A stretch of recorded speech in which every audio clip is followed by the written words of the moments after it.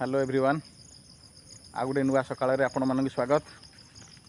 तो देखिपे बर्तमान समय 5:30 आम बर्तमान बाप पुओ मर्णिंग वार्क बाहरी आसीचु। मर्णिंग वार्क अलरेडी 10 मिनट है आम आसिलु।